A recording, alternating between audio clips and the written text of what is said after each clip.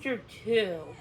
A puppy? Lizzie asked her aunt when she picked up the phone in her bomb study. What kind? Are we going to foster them? How old are they?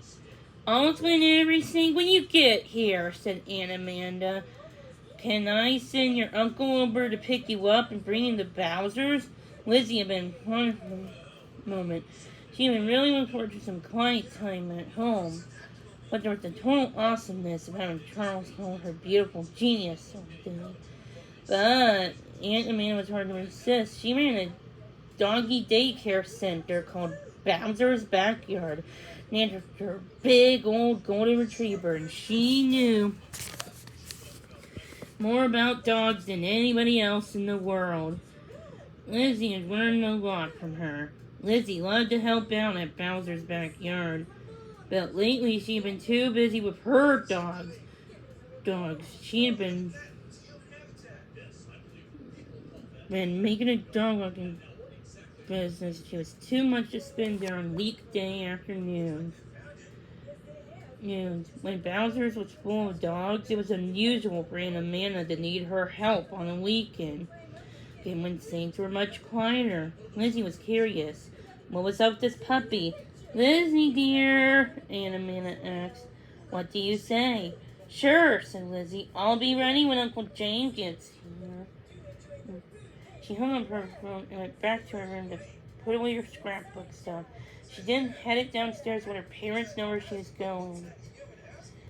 A few minutes later, Lizzie heard a honk outside. She checked out the living room window and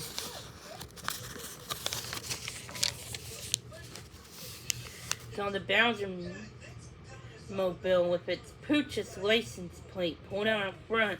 That's Uncle James, she said to her parents. I'll see you later.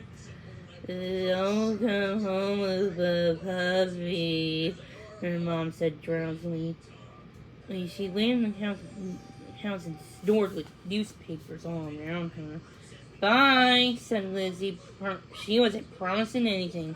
Later, Lizzie. See, Charles said as he was reading comics to Buddy and the Bean. Lizzie put her hand on him and shot a glare at her. See you, genius, Charles said, rolling his eyes. Echoed the Bean. He chanted, laughing his goo-goos laugh. That's better. Lizzie, the beautiful genius, held her head up high as he went to meet Uncle James.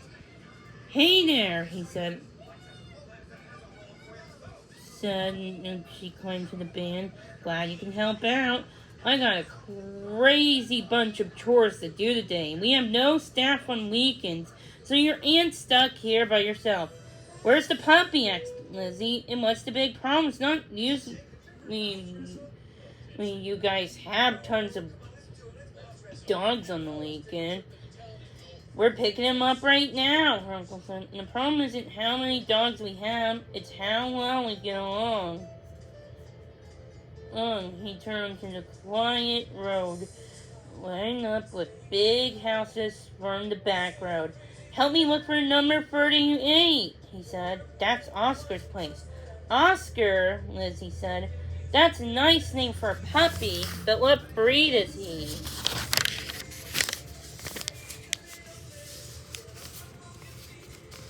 That breed stuff for your aunt specially, Uncle James said, shrugging. He's a cute little guy with kind of blurry black and gray fur. He has this funny mustache and beard and bushy eyebrows.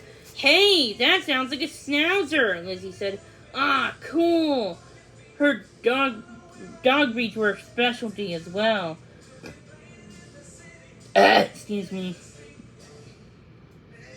Every night she studied her dog breeds of the world poster. She knows from telling a Scottish Duck Terrier retriever from a Chesapeake Bay Terrier. And there he is right now, Uncle James says he pulled over into a big brick house with white pillars. A woman stood at the front yard holding one end of the leash. Oh, it's the most adorable puppy. Oh, wow, look at him, cried Lizzie.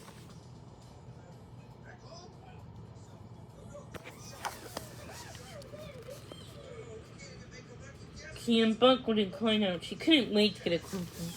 The puppy was like a little cartoon character with his goofy mustache, long beard, and wild eyebrows. As Lizzie approached, he bounced up and down on the end of his leash. Springy little legs. Wow, happy little wolf. This is Oscar, said the woman, and I'm Susanna. Susanna, this is Lizzie. She's our niece, and she's terrific with dogs. She's going to help out with Oscar today. Hi, Susanna. Hi, Oscar, Lizzie said as she knelt to pet the puppy. Oscar climbed onto her shoulders and started licking her face, tickling her cheek with his soft, furry mustache. Hello, who might you be? Oh my gosh, you smell absolutely delicious.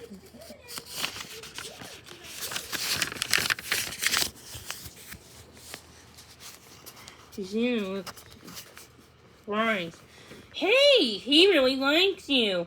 Schnauzers are usually a little shy around strangers.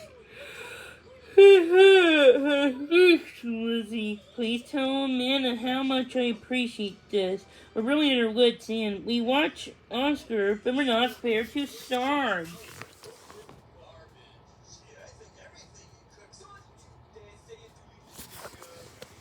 Sarge, Lizzie asked. Susanna pointed to a big doghouse. She saw a dog watching them from the picture window. He looked just like a German Shepherd. Oscar and Sarge can't seem to get along, she said. We had Sarge for 3 years. He's the sweetest guy ever. He's our little darling. We adopted Oscar because we thought Sarge was like a friend, but it seems like we brought home an enemy instead.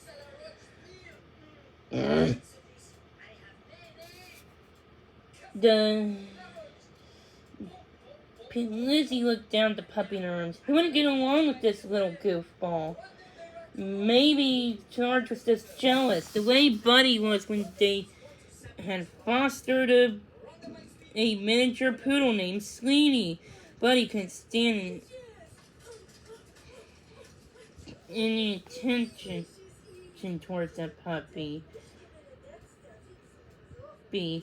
Lizzie nuzzled her cheek against Oscar's.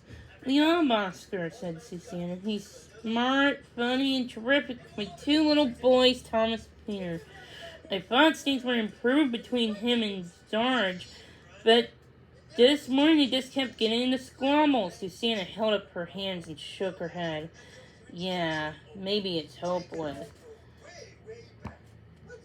Lizzie stood up. Well, Sarge could have a nice, quiet day anyways, and we'll take good care of Oscar. Susanna reached out to pet the little pup. Bye, little puppy, she murmured. You have fun at Bowser's. She held his paw for a long time, her face very serious. She then turned away. Lizzie had the funny feeling that Susanna could be fighting back her tears. Lizzie brought Oscar back into the van and hopped inside. I still don't get why Amanda needs my help, she said to James. How much trouble could this puppy be? Oh, you'll see, sister, Uncle James said as he started up the van.